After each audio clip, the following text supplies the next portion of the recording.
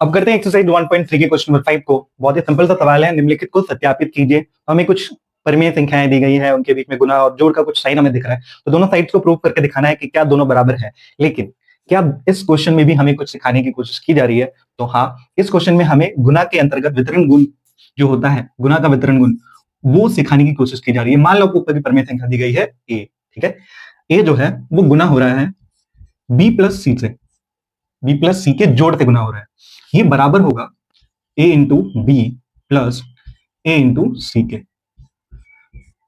ठीक है। ये ऑर्डर आप देख लो कि किस तरह से, किस ढंग से इनको लिखा गया है, और उसी ढंग को यहाँ पर परिमेय संख्या के एक उदाहरण के तौर पर हमें एक क्वेश्चन ही दिया गया है पूरा पूरा।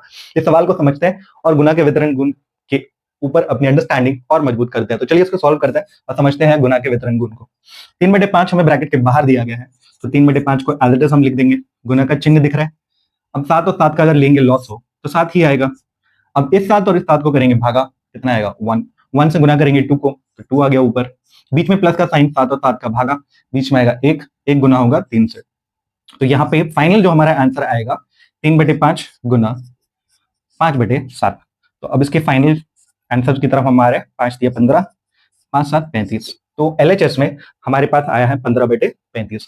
क्या ये बराबर है 3 2 6 5 7 35 प्लस 3 3 9 और 5 7 35? दोनों का लॉस लिया जाएगा तो 35 ही आएगा, क्योंकि बीच में जोड़ है और 100 दोनों सेम है संख्याएं। तो यहाँ पर 1 आएगा, 1 गुना होगा 6 से, तो बीच में 6 आएगा यहाँ पर, और इन दोनों का भी भागा होगा 1, 1 गुना होगा 9 से, तो यहाँ पे आ जाएगा 15/35। यहाँ पर हमने देख लिया कि LHS is equals to RHS। इसका मतलब गुना का वितरण गुण सत्यापित है। तो यहाँ पर हम लिख देंगे सत्यापित है, ठीक। अब इसके दूसरे सवाल को देखते हैं। इसमें अपनी अंडरस्टैंडिंग इस इक्वेशन के को ध्यान में रखते हुए बनानी है, ठीक है। अब इसके दूसरे सवाल को देखते हैं और गुना के अंतर्गत वितरण गुण को अच्छे से समझते हैं। और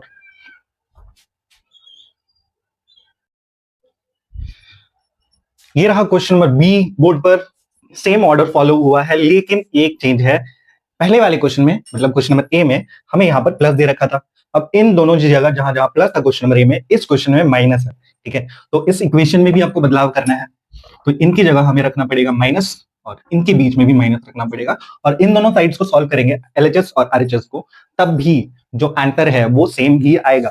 चलिए इसको सॉल्व करते हैं और गुना के वितरण गुण के ऊपर अपनी अंडरस्टैंडिंग और मजबूत करते हैं। 4/5 ब्रैकेट के बाहर ही है, तो उसको 4/5 को ब्रैकेट के बाहर ही रखेंगे। गुना का चिन्ह, दोनों का एलसीएम अगर लिया जाए तो 13 ही आएगा। दोनों का भागा करिए, क्या आएगा 1। 1 गुना होगा किससे? 8 से। बीच में माइनस का चिन्ह है तो माइनस ही देना है। 13 और 13 का फिर से भागा करेंगे तो क्या आएगा 1। 1 गुना होगा ऊपर वाले 5 से, तो यहाँ पे 5 आया। 4/5 गुना 3/13, ठीक है। अब इनका डायरेक्ट मल्टीप्लाई करो आप।